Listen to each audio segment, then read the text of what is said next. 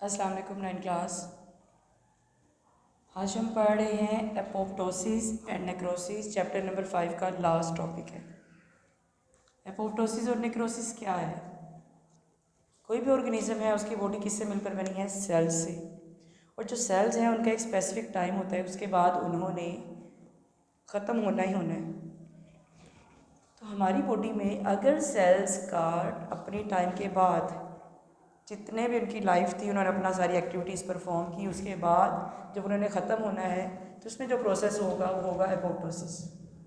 अब कुछ सेल्स हैं अभी उनका लाइफ स्पैन पूरा नहीं हुआ, कहीं अचानक से किसी भी इंजरी की वजह से कोई ज़ख़म हो गया है, तो किसी जगह पर बॉडी में अगर सेल्स डैमेज होते हैं, ख़त्म होते हैं, तो फिर वो प्रोसेस कहलाता है नेक्रोसिस। तो हम इसको आम लफ्ज़ों में क्या कहते हैं? एपोप्टोसिस को accidental death, programmed cell death, ये होती है प्रोग्राम्ड सेल डेथ। यानी एक सीक्वेंस के साथ पहले से पता था कि इन सेल्स ने ख़त्म होना है। नेक्रोसिस क्या होती है? Accidental cell death. Accidental cell death यानी अचानक से, पता ही नहीं था सेल्स को, सेल्स अपना काम कर रहे थे, लेकिन अचानक से किसी भी वजह से, हम कॉजेज़ अभी देखेंगे कि किसी भी वजह से जब अचानक से डेथ होगी सेल की, तो उसको हमने कहा ये क्या है? नेक्रोसिस। अगर अपना लाइफ स्टाइल पूरा करने के बाद सेल्स डेड होंगे तो फिर होगी एपोप्टोसिस। अब इसमें कैसे? एक प्रोग्राम के ज़रिए से, इसमें सेल्स बाकायदा एक सीक्वेंस के साथ, ये अगर एक सेल होता है तो सेल क्या होता जाता है? आहिस्ता आहिस्ता राउंड होता जाता है, उसका सारा श्रिंक होता जाता है, सारा अंदर से जो साइटोस्केलेटन था, उसका सारा जो ढांचा था सेल का, वो ब्रेक हो जाता है। क्या होता है इसमें? सेल श्रिंक होता है, सिकुड़ता जाता है सेल, उसका जो साइटोस्केलेटन है वो भी ब्रेक हो जाता है, साइटोस्केलेटन भी ब्रेक हो गया। अंदर जो न्यूक्लियर इन्वेलप थी वो भी क्या होती जाती है? वो भी टूटती जाती है। न्यूक्लियर इन्वेलप टूटने के बाद अंदर जो क्रोमैटिन मटेरियल है, न्यूक्लियर इन्वेलप ब्रेक हो गई, ये भी टूट गई। इसके बाद इसके अंदर जो क्रोमैटिन मटेरियल होता है, क्रोमोसोम का जो सारा मटेरियल, वो किस शक्ल में आ जाता है? वो कंडेंस होकर मुख्तलिफ बॉडीज़ की शक्ल में फैल जाता है। तो ये भी स्प्रेड हो जाता है वहाँ से निकल कर बाहर। न्यूक्लियर इन्वेलप टूटेगी, इसके अंदर का जो सारा मटेरियल है वो भी स्प्रेड हो जाता है। इसी दौरान बाहर सेल मेम्ब्रेन क्या बनाना शुरू कर देती है? इस तरह से इर्रेगुलर सी बर्ड्स बनाती जाती है और स्मॉल से स्मॉल होती जाती है। हमने कहा सेल का साइज़ क्या होता जाता है? सेल आहिस्ता आहिस्ता श्रिंक होता जाता है। तो सेल मेम्ब्रेन बाहर क्या बनाना शुरू कर देती है? इस तरह से बर्ड्स बनाती है, इर्रेगुलर बर्ड्स। इन बर्ड्स को कहते हैं ब्लेब्स।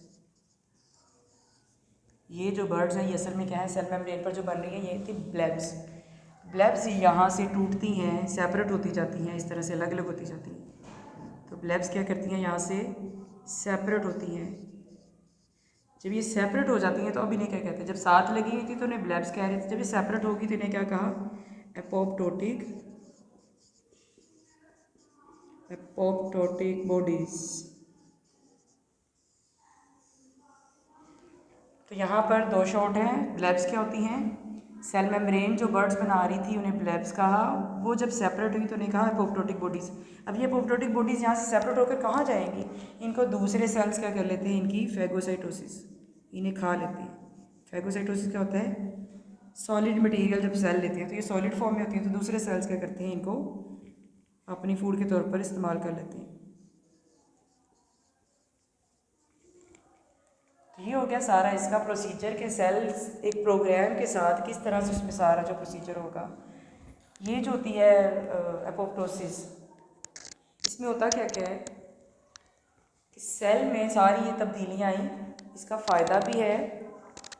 और अगर किसी स्ट्रेस कंडीशन में, फॉर एग्ज़ाम्पल सेल को कोई स्ट्रेस कंडीशन मिली तो उसमें एपोप्टोसिस स्टार्ट हो गई। एपोप्टोसिस के एडवांटेजेस भी हैं। अगर कोई स्ट्रेस कंडीशन आई तो वहाँ पर क्या होगा? सेल्स जहाँ पर भी किसी जगह पर कोई ऐसी कंडीशन आ गई है कि सेल्स ख़राब होना शुरू हो गया है, तो उन सेल्स को एपोप्टोसिस क्या करेगी, ख़त्म कर देगी।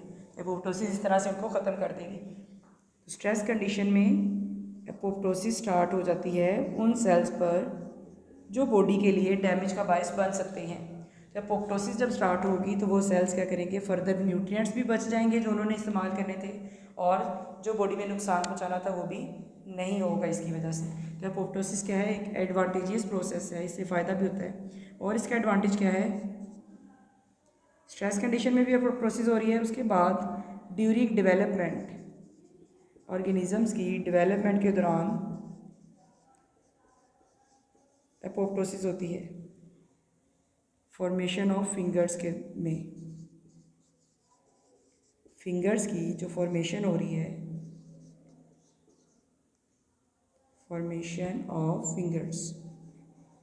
अब कैसे, एक तो हमने कहा कि स्ट्रेस कंडीशन में एपोप्टोसिस हुई, जो ख़राब सेल्स थे उसको उसने बॉडी से उनको प्रोग्राम के ज़रिए से ख़त्म कर दिया ताकि वो फर्दर न्यूट्रिएंट्स ना लें, जगह ना लें, बॉडी को नुकसान ना पहुंचाए। एक तो वहाँ पर एपोप्टोसिस हुई। दूसरा, जब डेवलपमेंट होती है तो फिंगर्स की जो फॉर्मेशन है, ये फिंगर्स एक दूसरे से सेपरेट है, तो इनके दरमियान में क्या होगा, कौन सा प्रोसेस हुआ यहाँ पर भी एपोप्टोसिस का, तो ये एक दूसरे से सेपरेट हुई। अगर एपोप्टोसिस का प्रोसेस ना होता तो शायद ये फिंगर्स भी साथ साथ ही जुड़ी रहती। ये सारा कुछ था एपोप्टोसिस। क्या होती है, प्रोग्राम्ड सेल डेथ है, कैसे सारी सेल डेथ हुई वो देखा। इसके एडवांटेजेस क्या क्या हैं, स्ट्रेस कंडीशन में भी एडवांटेज देती है और डेवलपमेंट में फिंगर्स की फॉर्मेशन के दौरान भी। अब नेक्रोसिस हमने कहा था एक्सीडेंटल सेल डेथ है। एक्सीडेंटल सेल डेथ है तो इसलिए ये लेस सीक्वेंशियल है, यानी इसमें कोई ख़ास प्रोग्राम के ज़रिए से नहीं हो रही है। लेस सीक्वेंशियल है यानी इसमें कोई ख़ास सीक्वेंस नहीं है। यहाँ पर तो पता था पहले साइटोस्केलेटन ब्रेक हो रहा है, सेल श्रिंक हो रहा है, बर्ड्स बन रही हैं, न्यूक्लियर इन्वेलप ब्रेक हो रही है, पता है कि कौन कौन सा सेल का पार्ट किस तरह से आहिस्ता आहिस्ता ख़त्म होगा। लेकिन यहाँ पर क्योंकि एक्सीडेंटल डेथ हुई तो सारे का सारा सेल ही एकदम ख़त्म हो जाता है। इसके कुछ कॉजेज़ हैं, ये शॉर्ट में आ सकते हैं कि कॉजेज़ बताएं, वजह क्या क्या है नेक्रोसिस की। नेक्रोसिस किस वजह से हो सकती है, कहीं पर कोई इंजरी हो गई, कोई चोट लगने से, इन्फेक्शन की वजह से हो सकती है, कहीं पर कोई इन्फेक्शन हो गया, बॉडी की कहीं कैंसर वगैरह हो गया है तो वहाँ पर सेल्स डैमेज होना शुरू हो जाएंगे, अचानक से उनकी डेथ हो जाएगी। एक है हाइपोक्सिक कंडीशन या हाइपोक्सिक इन्वायरमेंट। हाइपो का मतलब होता है लेस और ऑक्सिक यानी ऑक्सीजन, तो क्या हुई, लेस ऑक्सीजन। अगर सेल्स को ऑक्सीजन नहीं मिलेगी तो तब भी वो क्या करना शुरू कर देंगे, नेक्रोसिस स्टार्ट कर देंगे। और क्या क्या कॉजेज हैं, लैक ऑफ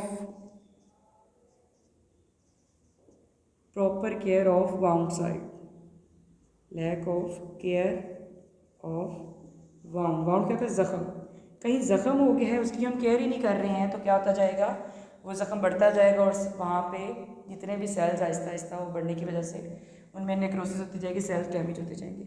और क्या इसका क्या है, स्पाइडर बाइट, किसी भी इंसेक्ट ने अगर काट लिया है तो वहाँ पर भी सेल्स जितने डैमेज होंगे वो क्या होगी, नेक्रोसिस। ये डिफरेंट इसके कॉजेज़ हैं, इंजरी की वजह से, इन्फेक्शन की वजह से, कहीं कैंसर हो गया है, सेल्स को ऑक्सीजन नहीं प्रॉपर मिल रही है, हम ज़ख़म की सही केयर नहीं कर रहे हैं, या किसी इंसेक्ट वगैरह के काटने से भी नेक्रोसिस हो सकती है। अब जब अचानक से नेक्रोसिस होती है, एक्सीडेंटली सेल की डेथ होती है, तो उससे निकलने वाले एंजाइम्स, लाइसोसोमल एंजाइम्स सेल के अंदर भी नुकसान पहुंचाते हैं और हो सकता है कि सेल के बाहर भी वो बाहर वाले जो सेल्स हैं बाकी उनको भी, उन तक भी फैल कर उनको भी नुकसान पहुँचाए। तो ये लास्ट टॉपिक था, एपोप्टोसिस और नेक्रोसिस दोनों में डिफरेंस क्या है, प्रोग्राम्ड सेल डेथ है और ये अचानक से सेल की डेथ होगी। उसके बाद इसके ये MCQ हैं एक्सरसाइज के 15 और उनके आंसर भी यहाँ लिख दिए।